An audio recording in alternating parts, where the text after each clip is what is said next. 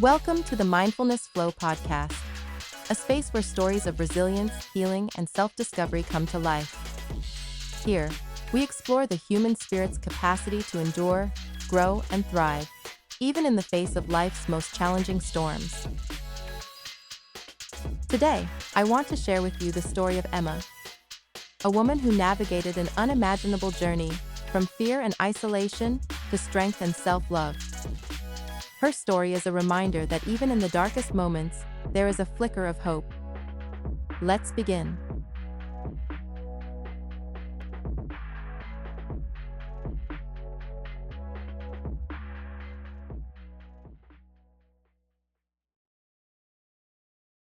Emma's childhood was defined by the kind of silence that hides deep wounds. Raised in a home where love was conditional and fear was constant, Emma learned early on to stay small, to stay silent, and to avoid conflict at all costs. Her father's unpredictable anger was a storm that raged through their home, and Emma, like many children, learned to live in its shadow. She dreamed of a life where love wasn't tied to fear, where peace wasn't fragile. Then came Daniel. Charming, sweet, and full of promises. He was everything Emma thought she wanted. They married young, and soon, their family grew with Lily and Jonah. At first, the dream felt real. But as the years passed, Emma began to realize that what she had believed to be love was really control, manipulation, and isolation. Daniel's temper grew, and the patterns of emotional abuse she had grown up with resurfaced, this time aimed not just at Emma, but at their children. The breaking point came on a cold autumn afternoon when Daniel locked Jonah outside as punishment, a punishment Emma didn't understand but couldn't stop. Jonah cried, his small voice echoing in the distance. Emma begged Daniel to let her go to him, but he blocked the door, telling her to stay inside. It wasn't until nearly 5 hours later that Daniel relented, and Emma rushed to find Jonah sitting against the house, exhausted. His face pale from the cold and the emotional neglect. That was the moment she knew. She had to leave. But leaving wasn't simple. The next day, Emma called the police, desperate for help. Yet, in their small town, the officers knew Daniel. He had grown up there. They sympathized with Emma, but they also reassured her that Daniel didn't mean any harm. It was just a rough patch, they said. They took Emma and the children to her mother-in-law's house, but there too, she was trapped. Her mother-in-law, who had always told her to give each other space, don't leave him, offered only hollow comfort. Emma stayed because she had no other option, but she knew this wasn't safe. Then, one day, everything changed. Emma's co-worker, someone who had become a quiet ally, offered her a way out. Emma had been borrowing her mother-in-law's car for errands, but today she had a plan. She told her mother-in-law she was taking the kids to the library, a seemingly harmless errand.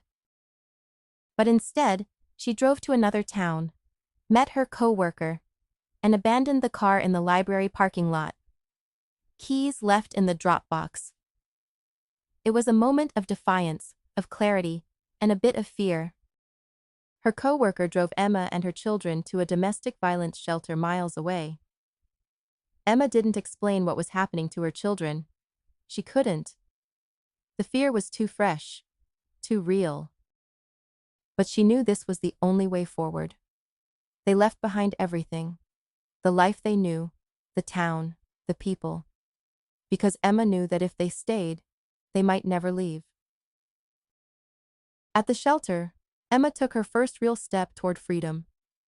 She filed for a restraining order, the first of many battles she would face. It was a risk, but for the first time in years, Emma began to feel like she was making choices for herself. She was no longer a passive participant in her own life. She was fighting back. But even in that moment of freedom, Emma's journey was far from over. There was a constant tension between the freedom she was claiming and the doubts that clung to her. The emotional scars were deep, and the financial struggle was constant. But Emma wasn't the same woman she had been when she left. She was learning to survive, heal, and live. She enrolled into a nursing program. She set her sights on a future she had always dreamed of, but never thought possible.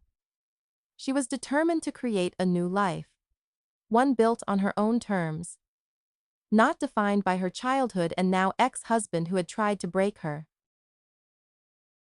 It was a long storm. The road to reclaiming herself wasn't easy.